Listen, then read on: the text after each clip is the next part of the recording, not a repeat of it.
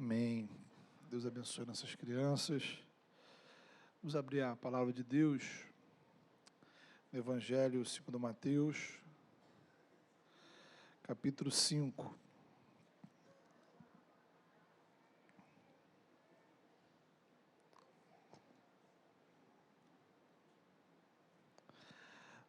Mateus, capítulo 5.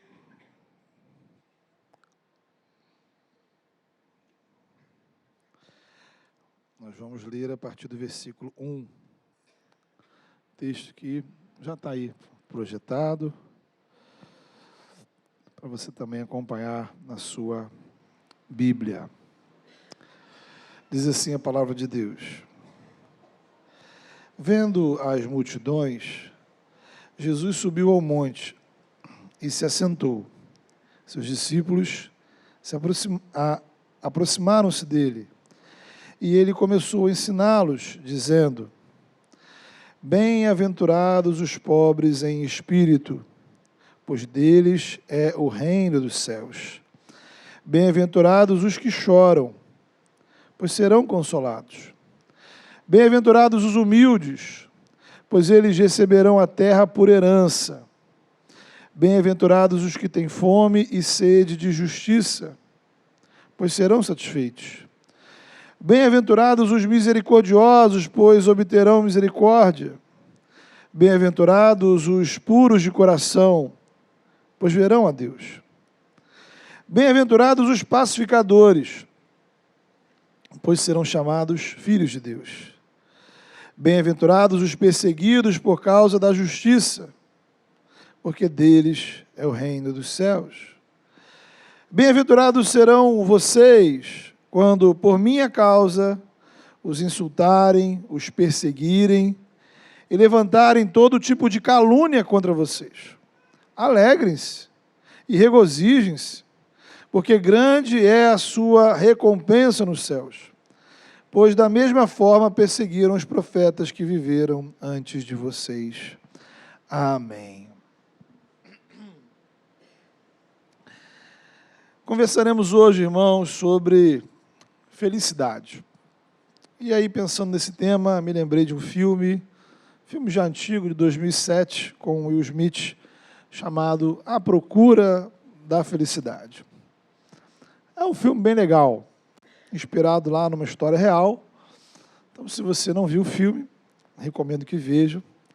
É um filme sobre um pai, né? Especialmente você que é pai ou pretende ser pai, vale a pena, porque é um filme excepcional sobre essa jornada do pai.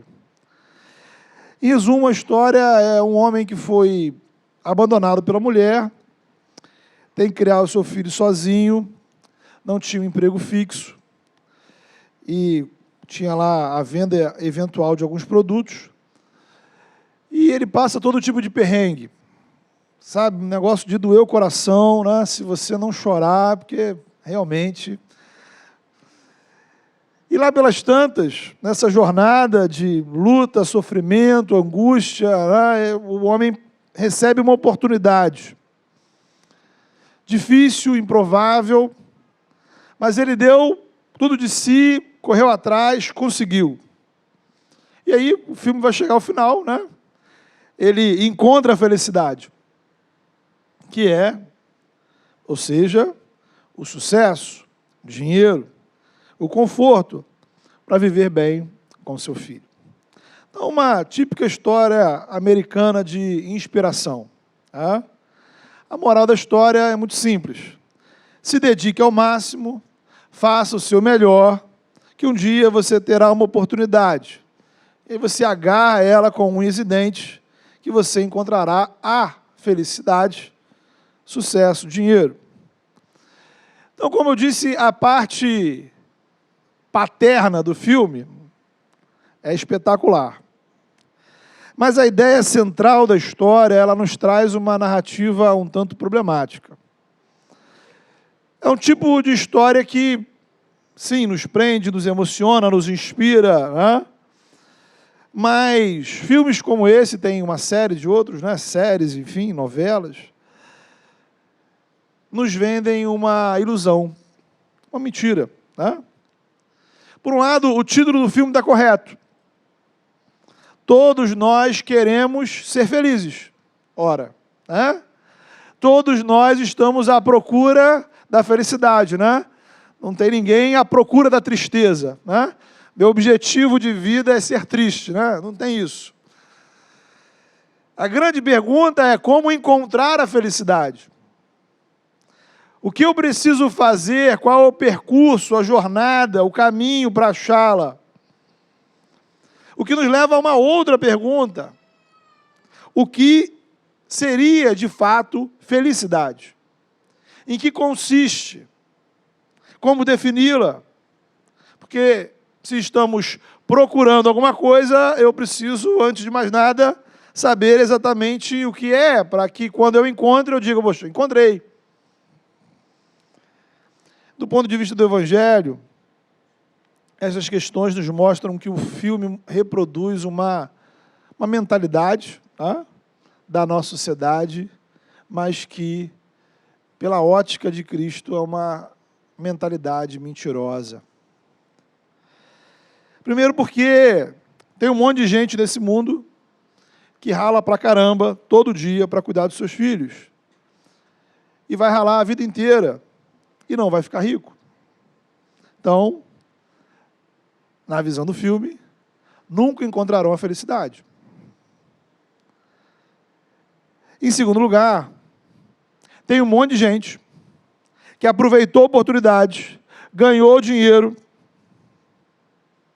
mas nem por isso encontrou paz, alegria, satisfação. Ou seja, em termos espirituais, o filme defende que a felicidade é algo que depende do nosso esforço pessoal, possível de ser conquistada nessa vida, se você tiver sucesso profissional e financeiro. Então, se Jesus assistisse esse filme, ele diria, eu tenho uma outra opinião. O texto que lemos é justamente a versão de Jesus da procura da felicidade. 8 vezes você vai encontrar nesse texto a expressão bem-aventurado.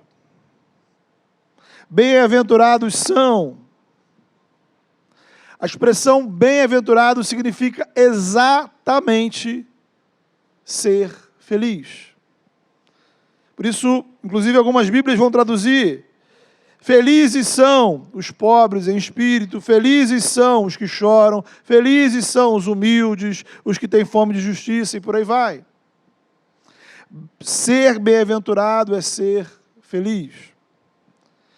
Então envolve alegria, envolve paz, envolve bem-estar, envolve ser abençoado de modo integral.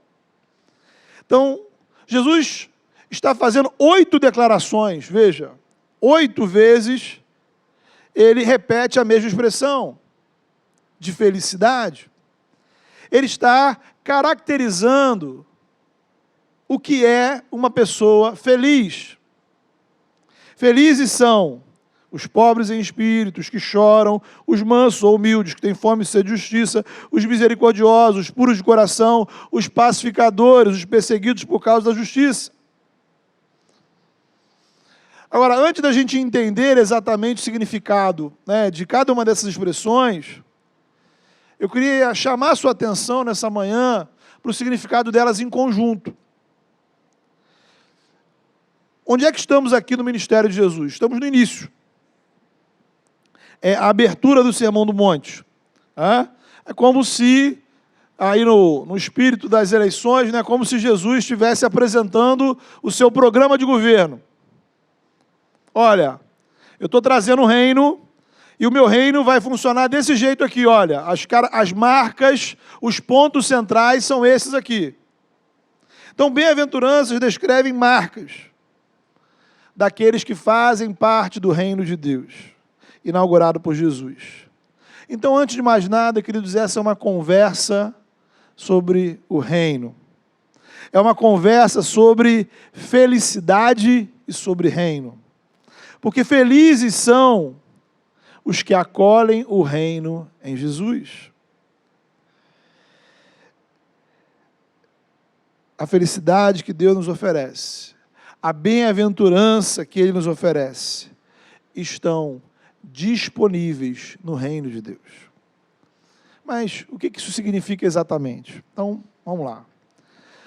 O mundo que vivemos é a criação do Senhor, sabemos disso, mas ao mesmo tempo é um mundo que está em rebelião contra Deus.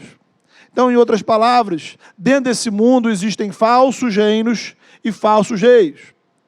Então, o apóstolo Paulo vai dizer lá em 1 Coríntios, existem muitos que se apresentam como deuses, muitos que se apresentam como senhores, reis, reinos, que estão disputando a lealdade do nosso coração.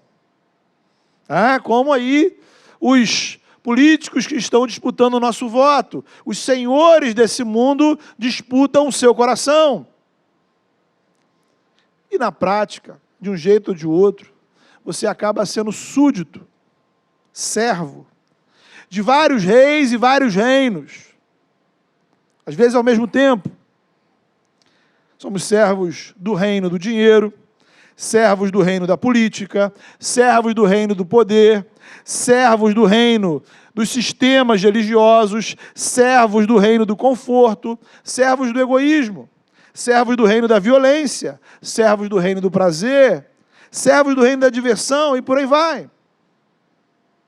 Então o verdadeiro Deus, o Criador, o Eterno, aquele que criou todas as coisas, o que ele faz? Ele entra nesse mundo pecaminoso, rebelde, de muitos deuses, senhores, reis e reinos.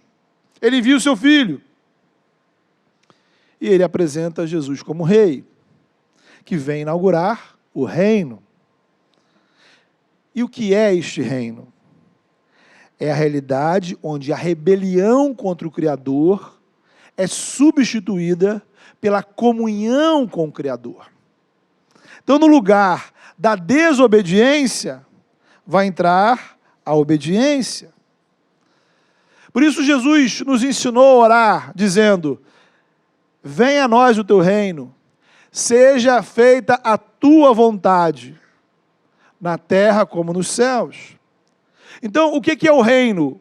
O reino de Deus é onde a vontade de Deus é estabelecida. É onde a vontade de Deus é praticada. O Evangelho anuncia: o rei chegou, o reino está aqui. E aí você vai olhar o capítulo 4, o que vem antes desse, e Mateus vai dizer que Jesus percorria as cidades pregando o Evangelho do reino. A primeira pregação de Jesus foi: o reino de Deus chegou.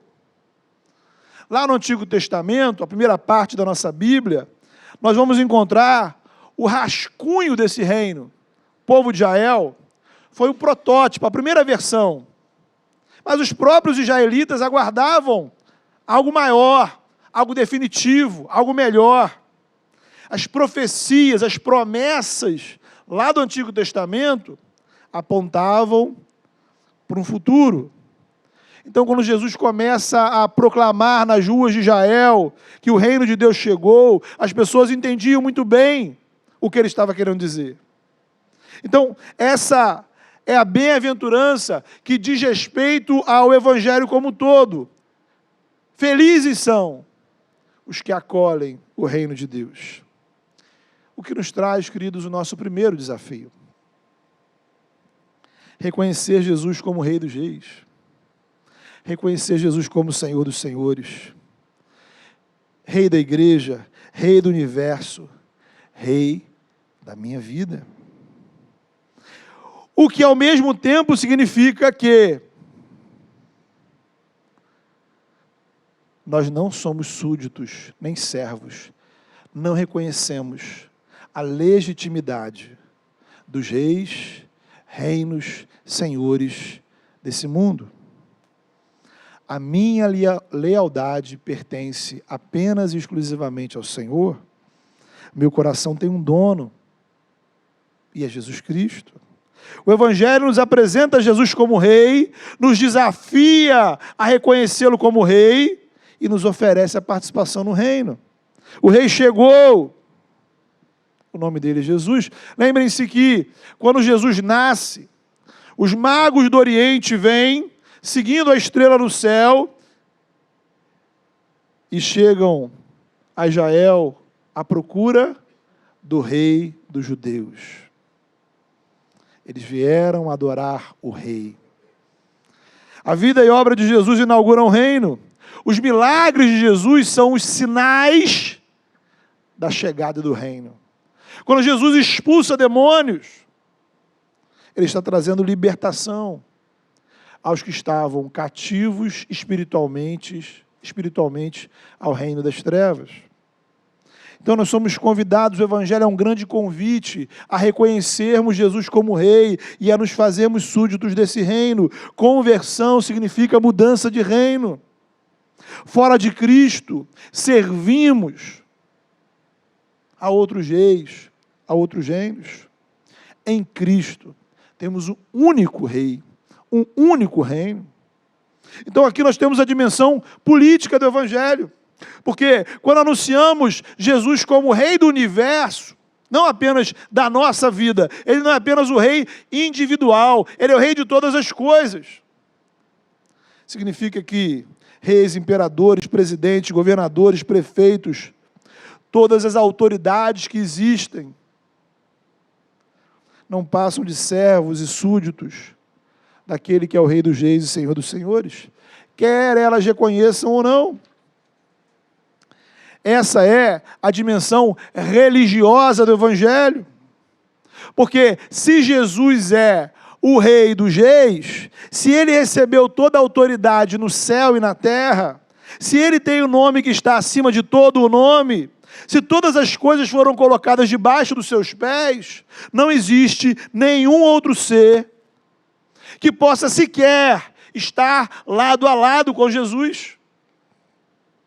Nem anjos, nem espíritos, nem entidades, nem orixás, nem santos, nem Maria, nem apóstolos, nem pastor, nem qualquer outro líder religioso. Todos são servos, porque somente Jesus é Senhor.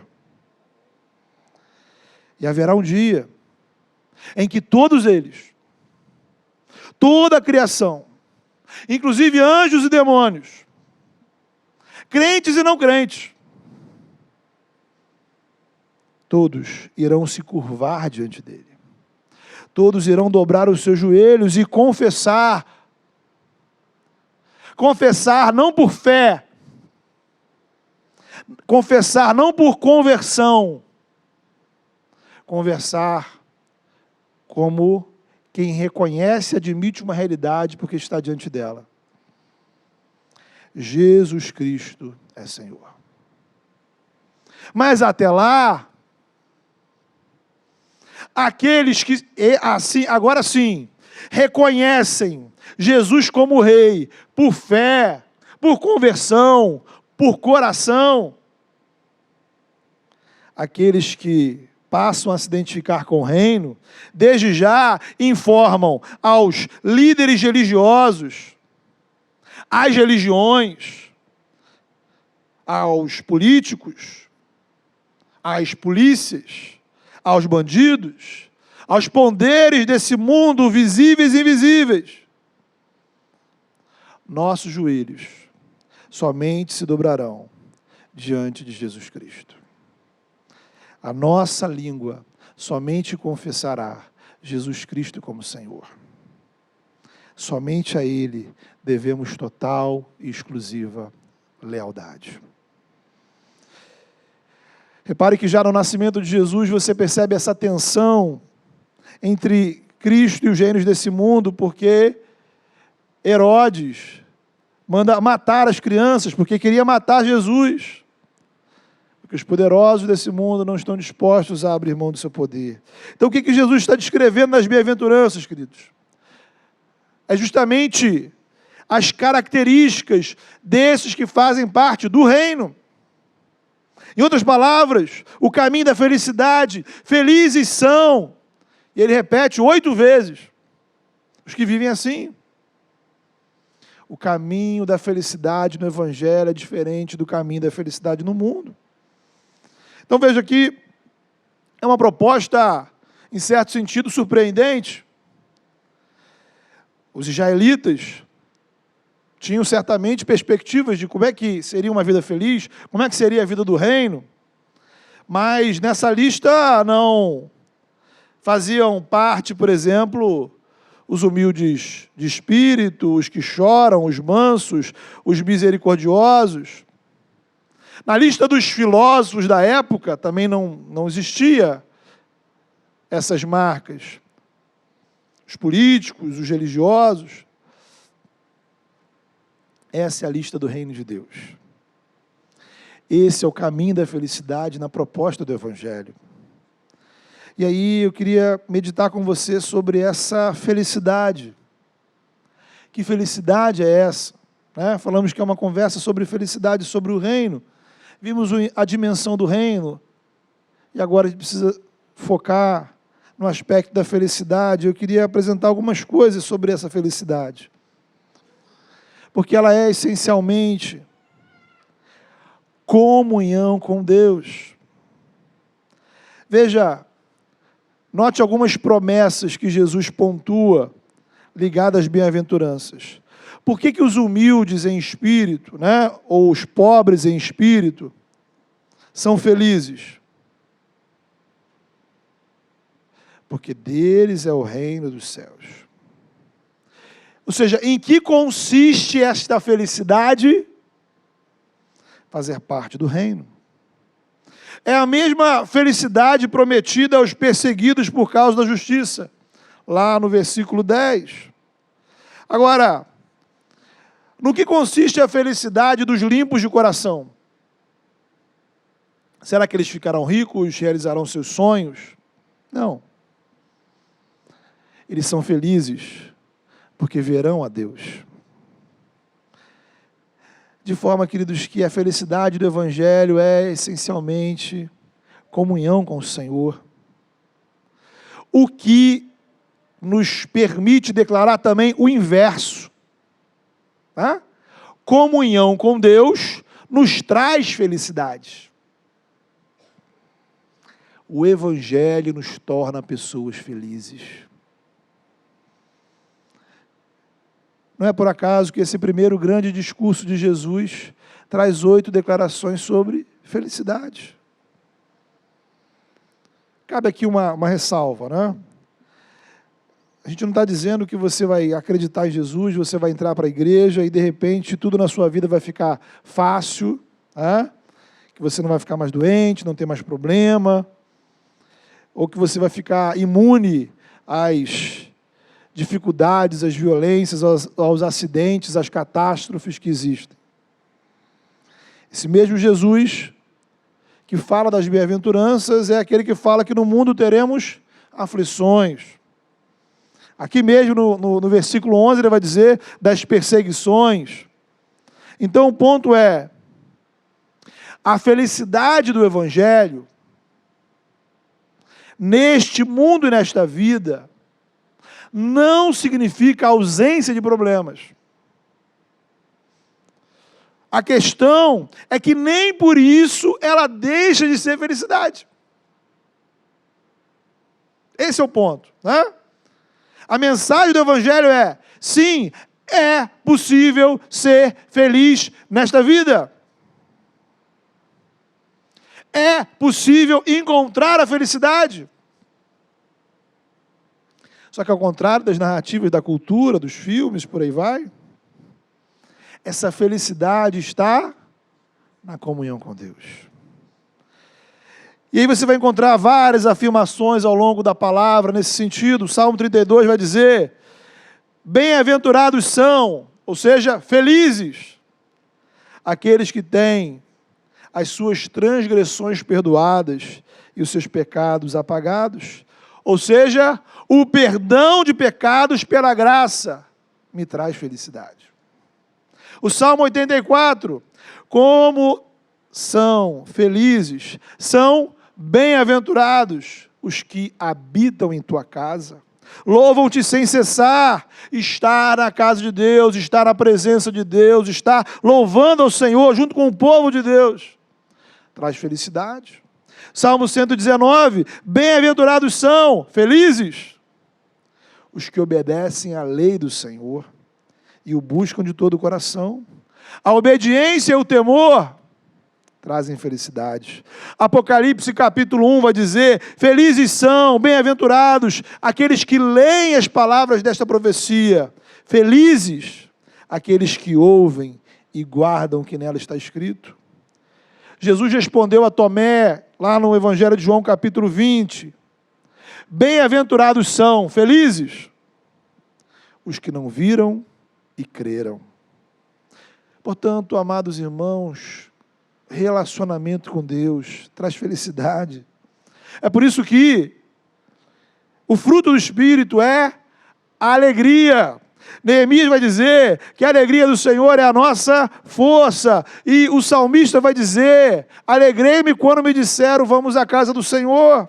E ainda vai dizer que a presença do Senhor, ou na presença do Senhor, há plenitude de alegria.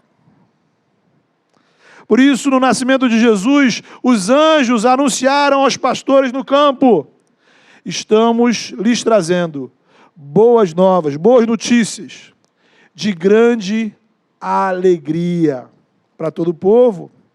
Por isso Jesus vai iniciar o seu ministério lendo o profeta Isaías no capítulo 61, para mostrar que o ministério dele é o cumprimento daquela profecia, que diz o seguinte, o Espírito do Senhor está sobre mim, ou seja, o Espírito do Senhor estava sobre Jesus, porque o Senhor me ungiu para levar a boa notícia do Evangelho aos pobres. Enviou-me para cuidar dos que estão com o coração quebrantado, anunciar liberdade aos cativos, libertação das trevas aos prisioneiros, proclamar o ano da bondade do Senhor e o dia da vingança do nosso Deus. Para quê? Preste atenção nessa parte. Para consolar todos os que andam tristes e dar a todos os que choram em Sião, uma bela coroa ao invés de cinzas, óleo de alegria em vez de pranto, manto de louvor em vez de espírito deprimido. Eles serão chamados carvalhos de justiça, plantio do Senhor para a manifestação da sua glória. O reino que Jesus traz é um reino de alegria. Louvado seja Deus. O pecado, irmãos, nos entristece. E todas as tristezas desse mundo, nas suas variadas formas, têm como fundamento o pecado. Cristo nos traz a felicidade, a verdadeira felicidade, porque Ele perdoa os nossos pecados, restaura a nossa comunhão com Deus e derrama o Espírito Santo sobre nós, nos dá participação no povo, no reino, e nos faz herdeiros das promessas celestiais. Infelizmente, às vezes, no intuito de combater os equívocos da chamada teologia da prosperidade, nós caímos no erro de tornar o cristianismo quase um castigo, né? Parece que para algumas pessoas, né, o cristianismo que é pregado é um negócio assim, difícil, cansativo, pesado, é a coisa mais triste que existe no mundo, né? Por outro lado, né, existe aí o cristianismo do entretenimento, né, o cristianismo do show, mas também existe um cristianismo que é só cruz. Como se ser cristão fosse apenas e tão somente tomar a sua cruz, e é uma cruz sem Jesus, é uma cruz sem Espírito Santo, é uma cruz sem a graça, é uma cruz sem a providência, é uma cruz sem o auxílio dos irmãos. É o tipo de cruz que nada tem a ver com o Evangelho. O Evangelho me faz feliz. Eu sou feliz em ser cristão, eu sou feliz em ser pastor, me faz feliz estar na igreja todo domingo, me faz feliz conviver com os irmãos do povo de Deus, me faz feliz interpretar a vida pelas lentes do Evangelho, me faz feliz orar, cantar, meditar, celebrar, pensar no Evangelho, contemplar a beleza do Evangelho, sentir a presença de Deus. Me faz feliz saber que na hora dos meus erros, pecados, falhas, eu posso olhar para Jesus. E Ele me olha com um olhar de graça. Então, queridos, a felicidade do Evangelho consiste em comunhão com Deus. A presença de Deus, ela nos toca existencialmente. E é um tocar que é tocar mesmo. É um tocar que atinge o nosso corpo, atinge a nossa alma, atinge a nossa mente, atinge nossas emoções. O Evangelho torna a vida melhor. E não há melhor forma de viver a vida do que a presença de Deus. Agora, além dessa comunhão com o Senhor, a felicidade do Evangelho consiste em sermos abençoados pelo Senhor. Servimos a um Deus que nos abençoa. Essa é uma situação muito difícil de explicar. Mas a verdade bíblica é que a mão de Deus está estendida de modo especial sobre o seu povo. Então é uma verdade bíblica que Deus abençoa o crente, mais do que o não crente. O não crente também é abençoado, o dia inteiro, toda hora. Mas há algo especial do cuidado de Deus sobre aqueles que são seus filhos. Então, meu irmão, minha irmã, por mais difícil que seja a sua vida, você pode ser feliz porque você é uma pessoa abençoada. Você pode não ter todas as bênçãos que gostaria, mas você tem muito mais bênçãos do que merece. E uma das maiores bênçãos que tem para o crente é a gente saber a existência da bênção.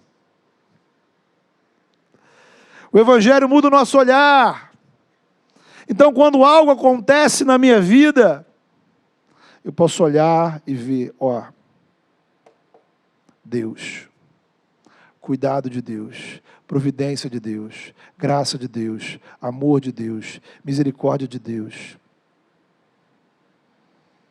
A gente pode enxergar nas diversas situações Deus cuidando de nós, e isso nos traz felicidade. Por que você não é mais feliz? Porque você é ingrato. Essencialmente ingrato. Somos insatisfeitos. Então, meu irmão, minha irmã, ao invés de você ficar olhando para o lado e ficar se comparando, agradeça por aquilo que o Senhor já realizou na sua vida. As misericórdias do Senhor estão sobre você. Agora, para a gente fechar, tanto as bênçãos como a comunhão que temos com o Senhor, elas estão disponíveis apenas parcialmente no presente. Por isso, as bem-aventuranças são declarações de felicidade baseadas em uma esperança. Somos felizes porque participamos do reino. Já somos felizes, mesmo que choramos, mas como é que eu posso ser feliz chorando? Porque temos a certeza que um dia seremos consolados. E pela ação do Espírito Santo, já experimentamos uma parte desse consolo, porque Ele é o Consolador derramado sobre a igreja. Já somos felizes, porque somos herdeiros de toda a terra. Herdeiros dos novos céus e da nova terra. Somos felizes, porque apesar das injustiças desse mundo, a nossa confiança está naquele grandioso dia, em que a justiça de Deus triunfará. Já somos felizes, porque já alcançamos misericórdia. Já somos felizes, porque podemos tratar Deus como Pai, somos filhos de Deus. Já somos felizes, porque um dia contemplaremos Cristo face a face e veremos a glória de Deus. Já somos felizes, porque temos a convicção de um grandioso galardão nos céus. O pecado, irmãos, rouba a nossa felicidade.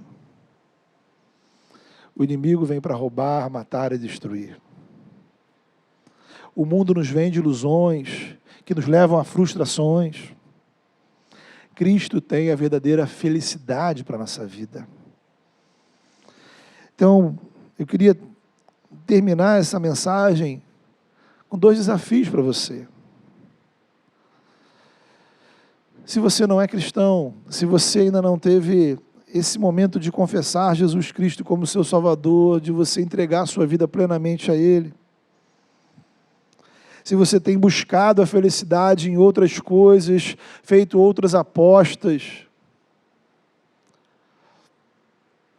o Senhor nessa manhã vem ao seu encontro e te faz uma oferta. Ele te oferece felicidade.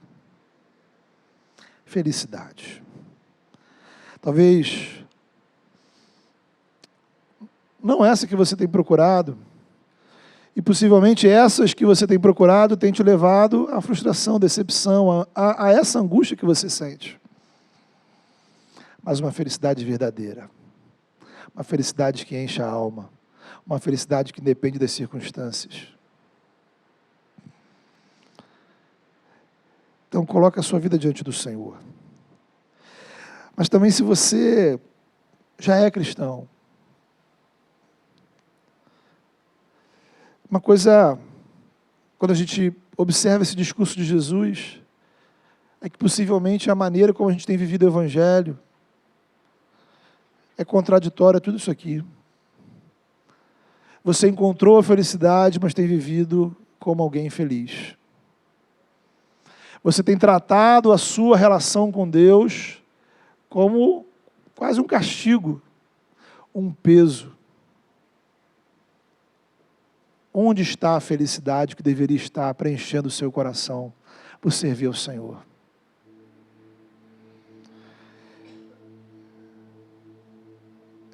Peça ao Senhor. Se coloque diante do Senhor. Fale com Deus nessa hora. E diga: Senhor, eu preciso experimentar essa felicidade que vem do céu. A felicidade dos bem-aventurados. A felicidade daqueles que são perdoados. A felicidade daqueles que habitam em tua casa. A felicidade daqueles que andam segundo a tua vontade. A felicidade daqueles que estão na tua presença. A felicidade daqueles que vivem as marcas do reino de Deus. Apresente a sua vida ao Senhor nessa hora. Fale com o Senhor.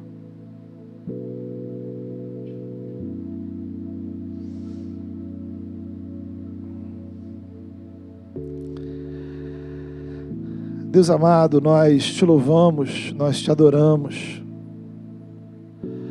Pelo teu amor, pela tua graça, pela tua bondade. Senhor, nós te louvamos, ó Deus, porque o Senhor se importa, Senhor. O Senhor se importa com a nossa realidade, com a nossa situação. O Senhor se importa em como nós estamos nos sentindo. O Evangelho é a verdade. Mas além da verdade, ó Pai, Ele nos traz felicidade. Porque fomos criados para a comunhão com o Senhor.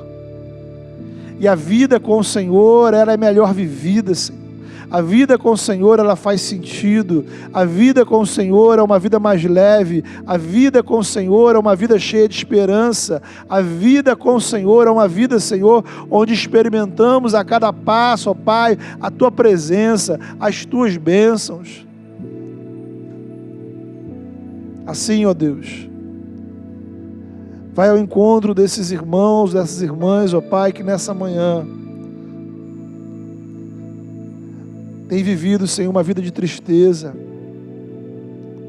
Tem colocado, Senhor, a sua aposta, Senhor, nas promessas desse mundo. E tem encontrado, Senhor, decepção, frustração, angústia. Pessoas que se sentem infelizes. Pessoas que perderam a alegria de viver. pessoas que estão vazias, cansadas. Senhor, em nome de Jesus, toca-nos, ó Pai, com a felicidade do céu. Toca-nos, ó Pai, com a Tua graça, para que a Tua graça, Senhor, possa realmente, ó Pai, renovar o nosso coração. Tua palavra diz, ó Pai, nós cremos que Jesus veio, Senhor, trazer consolo para os que choram e tirar, ó Pai, de nós essa tristeza, essa tristeza doentia, essa tristeza existencial, por uma alegria, Senhor, por uma esperança, pelo júbilo, em nome de Jesus. Visita com alegria, Senhor, aqueles, ó Pai, que são servos do Senhor e que têm vivido uma espiritualidade infeliz. Senhor, toca-nos, ó Pai, com o prazer da oração, o prazer de estar na Tua presença, o prazer da adoração, o prazer da pregação do Evangelho, o prazer de estarmos juntos como igreja, o prazer de Te obedecer, ó Deus. Que cada vez mais, ó Pai, possamos compreender quão amargo o pecado é e quão doce, Senhor, é a graça de Cristo. Que cada vez mais, ó Pai, possamos dizer não, ó Deus, às ilusões desse mundo. Que possamos, ó Pai, realmente termos Jesus como o único e verdadeiro Rei das nossas vidas. Pai, em nome de Jesus, que nessa manhã, que nesse culto, que nesse domingo, possamos tomar uma decisão de romper, ó Pai, com os reinos e reis desse mundo. Que possamos, ó Pai, de fato, não só confessar com os nossos lábios, mas no nosso coração e na nossa vida, viver, ó Pai, dobrando os nossos joelhos, em obediência apenas e tão somente a Cristo Jesus. Senhor, louvado seja o Teu nome, porque Jesus é o nosso Rei, e o reino que Ele traz é um reino de alegria, é um reino de cura, é um reino de perdão, é um reino onde a Tua presença se manifesta, Senhor. Toca-nos, ó Pai, toca o nosso corpo, toca a nossa alma, toca a nossa mente, e que possamos viver, ó Pai, essa felicidade do Evangelho de maneira contagiante, Senhor. Que possamos servir ao Senhor, ó Pai, com a felicidade da graça de Deus. Cura, Senhor, os nossos corações das tristezas, angústias, dores, dos pensamentos equivocados, ó Pai. Liberta-nos, ó Pai, renova-nos, ó Deus. Em nome de Jesus. Em nome daquele que é o Rei dos Reis e Senhor dos Senhores. O Rei das nossas vidas, o Rei desta igreja, o Rei de todo o universo. Em nome dele nós oramos. Amém.